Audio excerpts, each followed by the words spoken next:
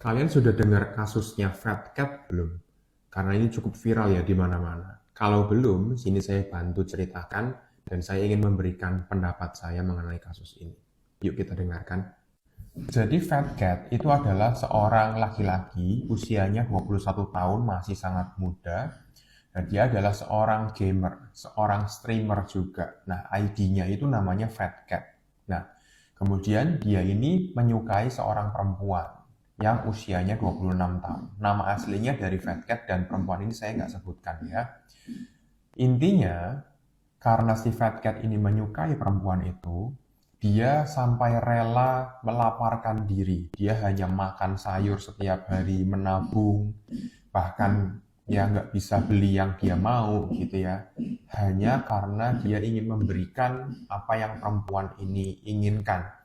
Kadang meskipun perempuan ini nggak menginginkan pun si Fat Cat ini tetap membelikan barang-barang yang mahal, makanan-makanan yang mewah. Dan mereka berdua ini seperti berpacaran gitu ya, tapi long distance. Dan ketemunya itu selama berpacaran hanya 2 kali katanya. Sehingga di sini kan juga muncul kecurigaan gitu. Apakah ini benar-benar pacaran atau bukan? Tapi si Fat Cat-nya ini kan memang dasarnya sudah suka, sehingga tidak mempedulikan hal-hal seperti itu ya, tetap memberi-berikan saja terus.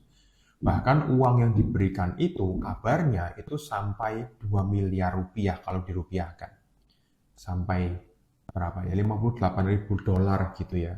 Sehingga ini adalah jumlah yang cukup fantastis tentunya. Kenapa? Untuk orang yang dia sukai, dia bisa memberikan sebanyak itu sampai tidak memperdulikan diri sendiri, gitu kan. Nah, kemudian setelah berpacaran sambil LDR seperti itu, ternyata si perempuan ini kabarnya berselingkuh. Sehingga si perempuan ini lebih memilih laki-laki lain ketimbang si Fat Cat ini. Nah, si Fat Cat ini setelah diputusin, dia memutuskan untuk mengakhiri hidup di sungai Yangtze yang ada di Tiongkok. Tentunya saya mengucapkan duka yang sedalam-dalamnya untuk Fat Cat dan keluarga, dan saya bersimpati terhadap Fat Cat. Banyak masyarakat yang menyayangkan hal ini. Kenapa? Padahal Fat Cat itu tergolongnya dia tampan. Dia cukup sukses sebagai gamer dan streamer. Dia punya banyak uang. Kenapa kamu harus menyia-nyiakan hidupmu untuk orang yang seperti itu? Banyak yang menyayangkan seperti itu. Tapi kalau kita telaah dari sisi psikologinya Fat Cat, ternyata dia itu kabarnya kabur dari rumah. Tapi tolong koreksi ya kalau misalkan saya mendapatkan berita yang salah. Kabarnya dia kabur dari rumah sejak usia muda. Karena orang tuanya itu bercerai. Sehingga dia berusaha sendiri tuh di kota lain gitulah ya. Kemudian saya bisa simpulkan bahwa sejak kecil kemungkinan besar Fat Cat ini tidak pernah mendapatkan kehangatan, relasi yang dekat, rasa cinta, rasa dibutuhkan, rasa diinginkan dari orang yang seharusnya memberikan hal itu, yaitu orang tuanya, gitu kan. Kemudian Fat Cat ini tentunya karena dia ingin disayang, karena dia ingin dicintai, karena ia ingin dibutuhkan, dia berusaha untuk memberikan itu dulu, memberikan semua kehangatan, semua yang dibutuhkan oleh orang lain dulu dengan harapan nanti orang lain itu akan memberikan apa yang dia inginkan. Tapi sayangnya mungkin ada sedikit distorsi kognitif di sini, di mana dia berpikir kalau yang namanya kehangatan, kasih sayang, rasa peduli itu artinya adalah uang. Sehingga yang dia berikan kepada orang lain adalah harta dan benda.